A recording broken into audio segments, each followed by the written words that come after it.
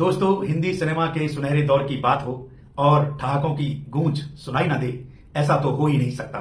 60 और 70 के दशक में जब भी कॉमेडी की बात होती थी तो एक ही चेहरा आंखों के सामने तैर जाया करता था। वो चेहरा था राजेंद्र नाथ का। अजीब सी बॉडी लैंग्वेज, हकलाती सी मासूमियत और कॉमेडी टाइमिंग ऐसी कि सीन खत्म होने के बाद भी लोग हंसते रहे। लेकिन दोस्तों, क्या आपने सोचा है कि राजेंद्र नाथ जितने अच्छे कॉमेडियन थे, उस कॉमेडियन की कॉमेडी के पीछे एक अजीब सा सन्नाटा था, एक दर्द था, एक खामोशी थी। 8 जून 1931 को मध्य प्रदेश के टीकमगढ़ में जन्मे राजेंद्र नाथ के परिवार का जो ताल्लुक था वो पेशावर से था। पेशावर से उनके परिवार की जड़ें जुड़ी हुई थी। राजेंद्र नाथ साहब के पिताजी चाहते थे कि राजेंद्र नाथ एक डॉक्टर बने और स्थिर जीवन जिए, लेकिन राजेंद्र नाथ का दिल किताबों में नहीं लगता था। उनका दिल लगता था मंच की रोशनी में। दोस्तों, जैसा कि आप जानते हैं, राजेंद्र नाथ के बड़े भाई प्रेमनाथ पहले से ही फिल्मों में एक्टिव थे और उनको देखकर ही राजेंद्र नाथ साहब के दिल में एक्टर बनने की चिंगारी सुलग उठी। 1949 में राजेंद्र नाथ मुंबई आ गए। मुंबई को पहले बंबई कहा जाता था। तो मुंबई आकर राजेंद्र नाथ ने पृथ्वी थिएटर ज्वाइन किया और वहां पर पठान, शकुंतला, आहुति और दीवार जैसे नाटकों में अभिनय किया और अपनी प्रतिभा को निखारा।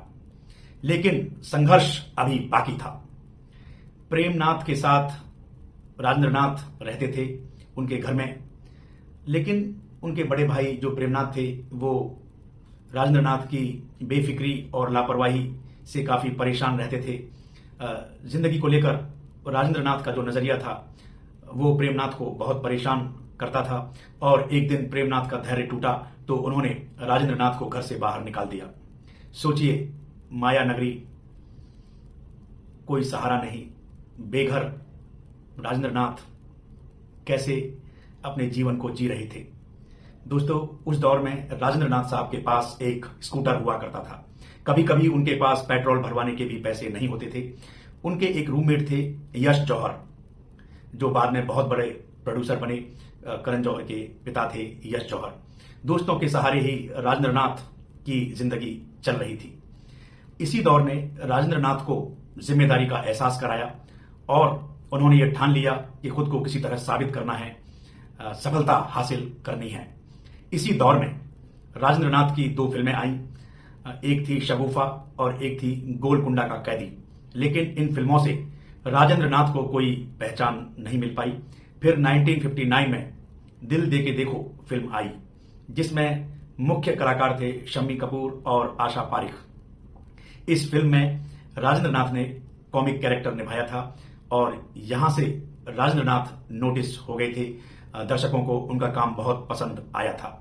लेकिन राजेंद्र नाथ की कॉमेडी का असली जादू चला 1961 की फिल्म जब प्यार किसी से होता है, इस फिल्म से। इस फिल्म में इन्होंने पोपटलाल का कैरेक्टर निभाया था जो काफी लोकप्रिय हुआ था। दर्शकों को पोपटलाल बनकर राजेंद्र नाथ ने बहुत हंसाया था और यहां से राजेंद्र नाथ की कॉमेडी का दौर चल निकला। दोस्तों, 1969 में एक एक्सीडेंट हुआ राजेंद्र नाथ साहब के साथ। इनका कार एक्सीडेंट था और ये कई महीनों तक हॉस्पिटल में रहे और जब वहां से लौटे तो इंडस्ट्री काफी बदल चुकी थी। फिर 1974 में इन्होंने फिल्म प्रोड्यूस करने की सोची। इन्होंने अपने भांजे रणधीर कपूर और अभिनेत्री नीतू सिंह को उस फिल्म में लिया, लेकिन 10-15 दिन शूटिंग करने के बाद वो फिल्म डब्बाबंद हो गई और राजेंद्र नाथ कर्जे में डूब गए। उन्होंने खुद किसी इंटरव्यू में बताया था कि इस फिल्म ने उन्हें खून के आंसू रुलाए थे। दोस्तों, राजेंद्र नाथ ने बहुत सी फिल्मों में काम किया और कुछ फिल्मों में उन्होंने यादगार कैरेक्टर भी निभाए, जैसे फिर वही दिल लाया हूं, प्यार का मौसम, बहारों के सपने, प्रिंस, तुम हसीन, मैं जवान और प्रेम रोग जैसी लगभग 180 फिल्मों में इन्होंने काम किया। दोस्तों, 1991 में इनके बड़े भाई प्रेमनाथ का निधन हो गया और उसके कुछ अरसे के बाद इनके छोटे भाई नरेंद्र नाथ भी इस दुनिया से चल बसे। ये सदमे राजेंद्र नाथ को अंदर से तोड़ गए और राजेंद्र नाथ ने फिल्मों से धीरे धीरे दूरी बनानी शुरू कर दी और गुमनामी के अंधेरों में खोते चले गए। दोस्तों, 2008 में राजेंद्र नाथ जी को हार्ट अटैक आया और उनका निधन हो गया। लेकिन दोस्तों, ये सवाल अब भी वही है कि हम अपने पसंदीदा कलाकार जो होते हैं उनके इस दुनिया से चले जाने के बाद ही हम उनकी कदर क्यों करते हैं, जीते जी हम उनकी कदर क्यों नहीं कर पाते। मैं समझता हूं राजेंद्र नाथ सिर्फ एक कॉमेडियन नहीं थे, अपने आप में हंसी का एक दौर थे। राजेंद्र नाथ की मैंने कई फिल्में देखी हैं और उन्होंने लोगों को खूब हंसाया था। दोस्तों, राजेंद्र नाथ हमेशा हमारे दिलों में जिंदा रहेंगे जब तक ये हिंदी सिनेमा रहेगा। आज के लिए बस इतना ही। स्टे सेफ, टेक केयर, जय हिंद।